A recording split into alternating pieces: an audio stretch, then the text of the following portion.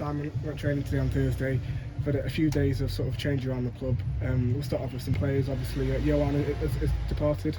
Yeah, Johan's gone to Matlock. They put 7 days in for him last week, and he's informed me sort of last night that he's going. Bit disappointed, really. Give the boy an opportunity from sort of a league below. He's been in playing. We've looked after him really well, and disappointed but not shocked, I suppose. Nothing shocks me in football anymore, but I am disappointed that he's chose to go after 9 or 10 games. And I'm not sure, someone in our league, a team like Matlock, with the greatest respect, is it's disappointing for me. If it was the league above or anything like that, then that's fair enough. But he's been offered good money and he's chose to go, and there's nothing we can do about it. Unfortunately, we're not in a position to contract all our players, and that leaves us open if someone does well, and he has done well. But I am disappointed that he's gone like that. I suppose, does it sort of play into your mind? Obviously, we start the season gave him sort of a chance, so to speak, from the division below, and then it does obviously hurt more because he has played well for us. Yeah, it disappoints me, and just spoke to a few of the lads there. Everyone's of the same opinion. A bit disappointed that you give someone an opportunity, and 9 or 10 games in, they choose to leave to a club in your division. I know they've started well. I'm understanding of that, but I think if South Shields were moving him up to there and making him full time or something like that, like when we lost Darius, I fully understand that. But I'm disappointed that he's kind of gone a bit sideways on it. But he's a nice lad. Good luck to him. We move on, and that's the way it is. But disappointed rather than shocked these days. A couple of other departures as well. Obviously, we'll start with Keanu. Yeah, Keanu was gone a few weeks ago. Keanu was just struggling with the working and playing. He had a few things off the field he needed to sort with his work and stuff like that. And it was just he was going to take a bit of time out to reevaluate that. So he's moved on, Keanu, and we wish him the best. No problems there. And the same for Jack Ryan as well. Yeah, Jack, a lot of respect for Jack, really. Jack's contacted me yesterday and said, listen, I've not been good enough. I've disappointed sort of you and the lads and himself as well. He knows he's a lot better than that, but he said he's got an awful lot going on at home, which I respect. That's his personal life, and he just asked if he could take some time out and maybe go back into football at some stage. I don't know. He didn't go into where he was going to go if he went anywhere, but he just said at the moment he wasn't doing himself justice. I respect that because he's asked to just move on. Jack was a contracted player, and again he's not asked for anything from it or finances, which I got a lot of time for. He realised he wasn't doing as well as he should have done. He's taken ownership of it and allowed us now to replace him without putting us in any sort of financial debt or anything like that. So a lot of respect for him for doing that. I was going to say, is that something that happens often in football? What, the side of someone being honest and not really. No, it's sometimes you get lads like Jack who do that, and it's a real breath of fresh air and probably what keeps you going. 90% of the time you get the other things where there's a bit of disloyalty or a bit of jumping ship very quickly, or some people want something out of it, So that's kind of where non-league's gone. I think there's that much money ploughed into it now. It's probably a hindrance, and I think it's affecting non-league football. I don't think it's doing itself any favours. The money that's in the league is people are having to pay and compete, and it's giving lads, I think, probably an unrealistic platform for the level of football we're at. But there you go. It was refreshing and nice that he wanted to think of the team and the squad and the budget before himself. So that was good. Sort of off the field, obviously, John, as a long-time friend of yours, has sort of decided that he'd like to step down. Yeah, it was sad. It's sad for me. I've known him 20 odd years, John has, for a long time, and he was brought up old school. His granddad was a Liverpool legend. He was there for 50 odd years, very loyal old school man, and that's how Jonas was brought up. A bit like me when I was brought up, as in you do things correctly and you're honest and hard working and all this kind of stuff. And I think he was just a bit disillusioned with performances, and if what's happened with Johan, I suppose, is a snapshot of why he's a bit fed up of non-league football. And if he was still here when that would have happened, it probably drove him mad even more. So I just think he needs a bit of time out, and he thinks he needs a bit of time out, and he feels that he feels disappointed we weren't winning games, and he feels like what can I say, some non-league lads don't do it the way he would have done it. And I've noticed the difference I've been in non-league 5 years, and I can see a bit of difference in players, again because of the money that's being put into it, and some of their some of their professionalism, lack of it, some of their attitude, things like that. They've just got to him. I'm a bit more tolerant of it, a bit more understanding, but I think it's just ground him down. He when he played non-league, it was very much about, there wasn't a lot of money in it. You were playing for the badge, and I think I think if he struggles if people aren't willing to do that a little bit, and it just all got on top of him, so he's taken some time out. But we wish him well. I'm sure he'll come back into it because he loves football. But as most managers know, it's creeping down to non-league level now. The pressures, the stresses, some of the abuse you're getting, off people online and social media. It's a bit much, and he probably just felt that he needed a break from that. I think obviously probably important to stress that he's like you said, he's your friend for a very long time. It's not ended sort of badly or anything like that. It's John has just decided for himself. Yeah, nothing to do with that. We get on great. I've known him a long time, and I wanted him to stay, and I was saying, I think we're going to get there, give it a bit longer. And like I said, he was done in, and nothing direct, just little incidents and little things that non-league sets you back.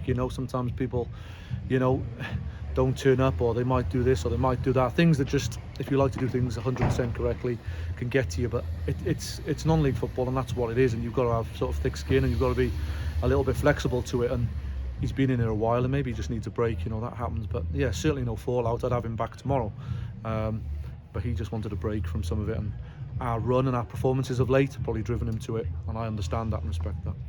So for now, we sort of have to carry on and keep going, and sort of got in Steve-O. I know he's obviously been working as part of the coaching staff for the last 2 seasons or so, but you've sort of offered him a chance to become assistant manager. Yeah, I'm trying to talk Steve into quitting for 2 years playing now. He still registers as a player, still does a great job as that, but he's a great lad, Steve. He's been brilliant for me since he come in as a player. Then he stepped up to do the fitness stuff. He's obviously a qualified physio, so it's a good aspect of that, and he does a lot of the fitness stuff, and he jumped at the chance. And it is a chance to come in and be a number 2 in the MPL. It doesn't come around often, so it's a good opportunity for him. But he's got a great CV, he's a great lad, and he came the other night and was full of enthusiasm. Done me the world of good, because it's been tough the last few weeks, and he gave me a lift, he's given the lads a lift, and breath of fresh air, and looking forward to working with him. And I think we'll probably just go with me and Steve now and see how we get on, and hopefully we can carry on Tuesday's form. I was going to say, when I was sort of watching the game on Tuesday, he seemed like he sort of fitted into the role seamlessly. He was barking orders, encouraging the lads, and just looked like he'd sort of transitioned pretty well. Yeah, he's been part of the the squaddy and the coaching staff, so that was easy. It was seamless for him. But he was full of enthusiasm. You could tell it was his kind of first game with a bit of say, because he didn't stop from minute 1 to minute 90. But that was good. Like I said, it was infectious on the lads, and certainly me, because like I said, it's been tough. Performances haven't been good enough, and there's an awful lot goes on off the field in terms of trying to bring players in, trying to move them on, trying to always get that balance right, and I take a lot of that on, so it can get to you, and that's probably why John has moved on, and it was good for me to have someone like that. So Steve's really got us all going again and give us all a big lift, because he's got a breath of fresh air towards coaching and managing, and it's been good. He seems to be quite a well-liked character in the dressing room. I think when we sort of announced yesterday or whatever, the reaction on social media from players at our club and players in his previous clubs and former colleagues, friends, whatever, there was a massive reaction, and sort of shows sort of the relationship he has with people. Yeah, he's a great lad, Steve. I don't think anyone has a bad word to say about him. He's had a good career, he knows the game, and we're thrilled to have him here, and he's been very loyal to me and the team and the club in the last few years. Whether he's in or out with the team, he's stuck at it, and I'm glad I can give him that opportunity, and to see how enthusiastic he was and how happy he was for that opportunity. It was great. And, like I said, he's come in with a clean slate, and I remember when I first got involved in coaching, you're full of enthusiasm, you're exuding sort of confidence, we'll turn it around and everything, and he's give everyone a lift. And between him and me, we got really stuck into the lads Tuesday and tried to make things positive. And we got a good result from that, and yeah, really looking forward to working with him. Obviously we spoke quite a bit this evening about outgoings. Obviously you're trying to work on some incomings, and there is one possibility. Yeah, we've lost Johan, which we've touched on. It's one area we went to a back 4 the other day, and it looks like we're going to probably work with a 4-3-3. So we were top heavy with centre backs anyway, so whilst we didn't want him to leave, we have got good cover. People like Keenan and Conor O'Grady and Killer and Steve, Luke Barlow, we're probably got too many if we revert to a 4 anyway. Jack has gone, and obviously Keanu, so there's a little bit of money now in the budget to go and bring someone in. I think we need to be better on the top end. I think all season we've defended pretty well in general. I think the midfield has been good. We've obviously got Callum Harris to come back, and Brogues and Shen, so we've got some injured players to come back, which will feel like new signings, and we're trying to bring people in up top. We're close to bringing one in, which hopefully if it comes off will be good, it'll be exciting, the fans will enjoy seeing him. And we've got an American lad called Joe Boone here we've signed. We're just waiting for a work permit, Sadly, he only had a sort of visiting visa, but hopefully in a few weeks that'll come through. And he's an exciting striker. He's big, he's strong and quick, scores goals, and he's got that sort of real hunger to come over here and have a go. So that's sorted. We're just waiting on a permit, and like I said, hopefully we can get another one in, mainly in attack, because I think if we can be a little bit sharper and better in attack, with the players we got, and if it's a case of bringing one in or two in, I think we can be a half-decent team. Obviously, you said we've got a few players still injured. Has it been good to see lots of Conor O'Grady and Shane Killick sort of come back and fit into the team well? Yeah, and they made a big difference, haven't they? Killer's been excellent, in the couple of games he's been back, and Conor did really well at right back the other day. He can play right back or centre back. He'll probably slip in there at centre back now with Johan, and luckily for us there'll be no change. He's as good a player as Johan, so that won't affect us massively. And we've got enough cover there, so that'll be good. But like I said, Callum Harris as well. Charlie Doyle's just sort of got fit, so starting to get competition for places again. And Brogues is hopefully training tonight, and I think Shentz will be a bit longer. But otherwise, we're getting players back, and some good players. And if we can go and get a positive result Saturday, we're getting them back at the right time. And I think a free week next week will help us, give everyone a bit of a breather, chance to reset a little bit. So a positive result Saturday, free week leading into FC will be good for us. And as I said, hopefully we can get one or maybe two in next week. I spoke to Kieran after Scarborough. He's very happy. He mentioned that Jay and how Jay's played so far. Yeah, Jay did really well.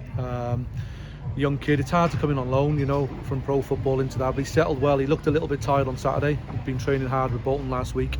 You sometimes get that with loans, and we're just trying to manage that with Bolton, where he comes to us fresh. But he was on Tuesday and he looked a different player, didn't he? I think on Saturday he looked a bit tired and leggy, but he was very good Tuesday, sharp, good, bright player, and it'll do him good for us and it'll do Bolton good. And it's one of them sort of situations where that's why we do it. He's with us for a few months, and I think by the end of it he'll be much improved. Obviously Saturday got Gainsborough, chance to build on Tuesday's impressive result and hopefully start to build some momentum. Yeah, we need to. Like I said, we've been threatening it, but that's the first probably 90-minute performance we've put in. I know we need to be better in attack, but anyone that was there, we did create chances. Scott should score, Jay probably should score, so I'm not unduly worried that they're set pieces.